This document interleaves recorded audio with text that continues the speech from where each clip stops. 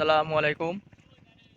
আমার মতো যারা এই নতুন ইউটিউবার আছে তাদের উদ্দেশ্যে একটা কথা বলবো যে ভাই যারা নতুন আইডি খুলছেন তারা অনেকেই অনেকের কমেন্টসে যায় বলেন সাপোর্ট করেন, ব্যাক দিয়েন, সাবস্ক্রাইব করেন, পাশে থাকেন। আসলে এগুলো বলা ঠিক না। এগুলো ইউটিউব আপনার রিচটা আইডি রিচটা কমে দেয়। আপনার কন্টেন্ট যদি ভালো হয় অবশ্যই আপনাকে সে সাবস্ক্রাইব করবে। এগুলো ইউটিউবে এসে আর বলা লাগে না। আর আপনি যেই ক্যাটাগরি ভিডিও করেন সেই ক্যাটাগরি অনুযায়ী ইউটিউবে সেটিংগুলো ঠিক করেন।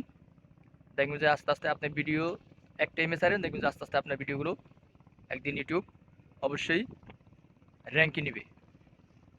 আর আমি যেহেতু ডুয়েট ভিডিও করি, আমি অন্যের ভিডিও সিলেক্ট করে তারপরে নিজের ক্যাটাগরি অনুযায়ী ডুয়েট ভিডিও করি। আর যারা ডুয়েট ভিডিও করেন অবশ্যই আপনাদের 80% কন্টেন্ট আপনার নিজের থাকতে হবে, 80%। আর অন্যের ভিডিও যদি আপনি নেন তাহলে তার অবশ্যই তার থেকে পারমিশন নেওয়াটাই ভালো, তার থেকে পারমিশন নেওয়াটাই অবশ্যই ভালো। আর তারপরে ইউটিউব কিভাবে ভেরিফাই করে এগুলো ইউটিউবে সার্চ করলেই সব কিছুই আপনি আস্তে আস্তে শিখতে পারবেন।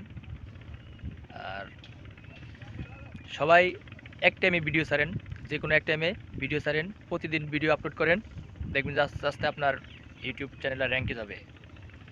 আর ইউটিউবে আপনি অন থাকার চেষ্টা করেন 3 ঘন্টা, 4 ঘন্টা, 2 ঘন্টা এরকম।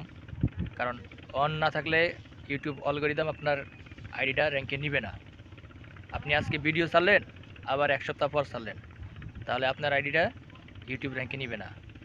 প্রতিনিয়ত ভিডিও ছাড়েন, অন্যের অন্যের ভিডিওতে কমেন্ট করেন, গঠনমূলক কমেন্ট করেন, সুন্দর সুন্দর কমেন্ট করেন, কোনো খারাপ বা কোনো হিংসা এরকম কোনো কমেন্ট করা যাবে না।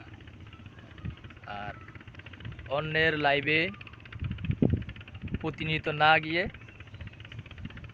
আপনার আইডিতে সময় দেন। অন্যের লাইভে সময় দিয়ে আপনার সময় নষ্ট করেন না। আপনি আগে আপনার আইডিটা র্যাঙ্কে নেন। ঠিক আছে, সবাই ভালো থাকবেন। আল্লাহ হাফেজ।